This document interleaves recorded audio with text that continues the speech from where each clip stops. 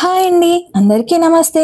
అందరూ ఎలా ఉన్నారు? మేమైతే చాలా బాగున్నాం. మీరందరూ కూడా బాగుండాలని మనస్ఫూర్తిగా కోరుకుంటున్నాను. Welcome back to our mom with Yeshu cooking world channel. మమ్మల్ని సపోర్ట్ చేస్తూ ఆదరిస్తున్న మీ అందరికీ చాలా థ్యాంక్స్ అండి. అలానే ఎవరైనా కొత్త వారు కానీ మన ఛానల్ని విజిట్ చేసినట్లయితే ప్లీజ్ సబ్స్క్రైబ్ చేసుకుని వీడియోస్ నచ్చినట్లయితే లైక్ అండ్ కామెంట్ చేయండి.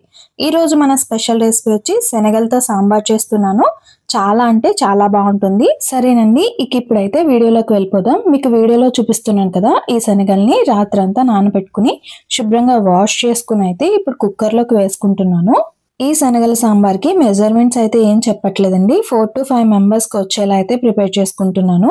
శనగల్లో కొద్దిగా వాటర్ అనేది వేసుకోవాలి. అంటే శనగలు మునిగేంత వరకు వేసుకుంటే సరిపోతుంది. ఇప్పుడు స్టవ్ ఆన్ చేసుకుని హై ఫ్లేమ్లో ఉంచుకుని 4 విజిల్స్ వేయించుకోవాలి. కుక్కర్ కూల్ అయిన తర్వాత మూత తీసుకుని అయితే చూస్తున్నాను. సో శనగలు అనేవి మనకి మంచిగా కుక్ అయిపోయినాయి కదండి. ఇప్పుడు దీన్ని వేరొక బౌల్లోకి అయితే ట్రాన్స్ఫర్ చేసుకున్నాను. ఈ సాంబార్లో వేసుకోవడం కోసం నా దగ్గర ఉన్న వెజిటేబుల్స్ అన్ని ఈ విధంగా కట్ చేసుకుని అయితే పెట్టుకున్నాను. ఇప్పుడు మరొకసారి స్టవ్ ఆన్ చేసుకుని ఇందాక కుక్కర్ పెట్టుకున్నా కదండి, దాన్నే పెట్టుకుంటున్నాను. దీంట్లోకి కొద్దిగా ఆయిల్ అనేది వేసుకోవాలి. ఈ ఆయిల్ వేసుకున్న తర్వాత మునక్కాయ ముక్కలను అయితే ఫస్ట్గా వేసుకుంటున్నాను. వీటిని 1 నిమిషం పాటు వేయించుకున్న తర్వాత దీంట్లోకి కట్ చేసి పెట్టుకున్న సొరకాయ ముక్కలను వేసుకున్నాను. అలానే ముల్లంగి, క్యారెట్ ముక్కలను కూడా చక్రాల్లా కట్ చేసుకుని అయితే యాడ్ చేసుకున్నానండి. వీటిని మరొక నిమిషం పాటు వేయించుకున్న తర్వాత సన్నగా కట్ చేసి పెట్టుకున్న ఉల్లిపాయ, పచ్చిమిర్చి, టమాటో ముక్కలను కూడా యాడ్ చేసుకున్నాను. వీటిని కూడా ఒక 20 సెకండ్ల పాటు వేయించుకున్న తర్వాత దీంట్లోకి వంకాయ ముక్కలు అలాగే బెండకాయ ముక్కలను కూడా యాడ్ చేసుకున్నానండి. వీటన్నింటినీ ఒకసారి అయితే కలుపుకుంటున్నాను. ఏంటి ఇన్ని కూరగాయ ముక్కలు వేసుకుంది అనుకుంటున్నారా? సాంబార్లో ఎక్కువ కూరగాయ ముక్కలు ఉంటే నాకు చాలా ఇష్టం అండి, అందుకనే ఎక్కువగా వేసుకున్నాను. అదేంటోనండి, సాంబార్లో వెజిటేబుల్స్ తినడం అంటే చాలా బాగుంటుంది. అలానే చాలా మందికి ఇష్టం కూడా ఉండదు. సో ఇప్పుడు దీంట్లోకి నేను కొద్దిగా సాల్ట్ని అయితే వేసుకున్నాను. తర్వాతే ముందుగానే నానబెట్టి ఉంచుకున్న ఒక పెద్ద నిమ్మకాయ సైజ్ అంతా చింతపండు నుంచి గుజ్జును కూడా తీసుకుని ఈ కూరగాయ ముక్కల్లోకి అయితే వేసేసుకుంటున్నానండి. ఈ కూరగాయ ముక్కలన్నీ ఉడికేలోపుగా మనం ఇంకొక పని అయితే చేసుకోవాలండి. ముందుగానే ఉడికించి పెట్టుకున్న శనగల నుంచి కొన్ని శనగలు తీసుకుని మిక్సీ జార్లోకి వేసుకుని వాటర్ వేసుకుంటూ మెత్తని పేస్ట్లా అయితే గ్రైండ్ చేసుకోవాలి. చూసారు కదా, ఈ విధంగా గ్రైండ్ చేసుకున్న తర్వాత పక్కన పెట్టేసుకోవాలి. ఇప్పుడు మన కూరగాయ ముక్కలన్నీ చింతపండు గుజ్జులో అయితే ఉడుకుతున్నాయి.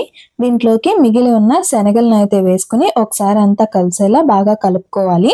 ఒక 5 నిమిషాల పాటు ఉడికించుకున్న తర్వాత మనం మిక్సీ పట్టి ఉంచుకున్న శనగల పేస్ట్ ఏదైతే ఉందో దాన్ని కూడా యాడ్ చేసుకుని మన సాంబార్కి తగినంతగా వాటర్ అనేది యాడ్ చేసుకోవాలి. నేనైతే 2 గ్లాసెస్ వరకు వాటర్ని వేసుకున్నాను. తర్వాత దీంట్లోకి సాంబార్ పౌడర్ని అయితే వేసుకుంటున్నానండి. ఇలా వేసుకున్న తర్వాత దీనిలోకి కొద్దిగా పసుపు అలానే బెల్లాన్ని కూడా వేసుకుంటున్నాను. సాంబార్లో బెల్లం వేసుకుంటే ఆ టేస్ట్ అనేది చాలా బాగుంటుంది. ఎవరైనా ట్రై చేయకపోతే తప్పకుండా ట్రై చేయండి. తర్వాత దీంట్లోకి రుచికి తగినంత సాల్ట్ని కూడా వేసుకుని మొత్తం అంతా కలిసేలా అయితే ఒకసారి కలుపుకోవాలి.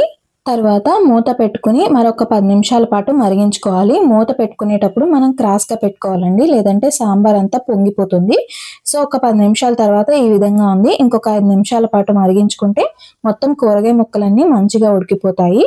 సో మొత్తం అన్నీ ఉడికిపోయిన తర్వాత నాకు సాంబార్ అనేది ఈ విధంగా వచ్చింది. ఇప్పుడు దీంట్లోకి 2 స్పూన్స్ వరకు కొబ్బరి తురుమును అయితే వేసుకుంటున్నాను. ఇదే టైంలో మనం కొత్తిమీరని కూడా యాడ్ చేసుకోవచ్చు. నేనైతే మర్చిపోయానండి, మీ దగ్గర ఉన్నట్లయితే తప్పకుండా యాడ్ చేసుకోండి. సో మరిగిపోయిన దాన్ని పక్కన పెట్టేసుకుని ఇప్పుడు తాలింపు కోసం అయితే మరొక బాండీని కానీ ప్యాన్ని కానీ పెట్టుకుని ఫ్లేమ్ అనేది లోలో ఉంచుకోవాలి. దీంట్లోకి 3 స్పూన్స్ వరకు ఆయిల్ వేసుకోవాలి.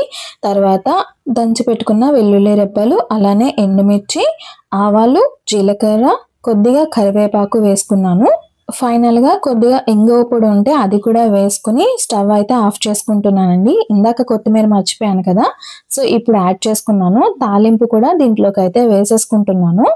తాలింపు వేసిన తర్వాత ఒక 2 నిమిషాల పాటు మరిగించుకుంటే ఎంతో టేస్టీగా ఉండే శనగల సాంబార్ అయితే రెడీ అయిపోయిందండి. ఎప్పుడు ఒకలానే కాకుండా ఇలా డిఫరెంట్గా శనగలతో కూడా ట్రై చేయండి, చాలా బాగుంటుంది టేస్ట్. ఈ రెసిపీ నచ్చినట్లయితే లైక్ అండ్ కామెంట్, షేర్ కూడా చేయండి. మీరు ఎప్పుడైనా ఈ శనగల సాంబార్ని టేస్ట్ చేశారా? టేస్ట్ చేసినట్లయితే కామెంట్ చేసి చెప్పండి. ఇలానే మమ్మల్ని సపోర్ట్ చేస్తూ ఉంటారని అయితే కోరుకుంటున్నాను. Thank you for watching.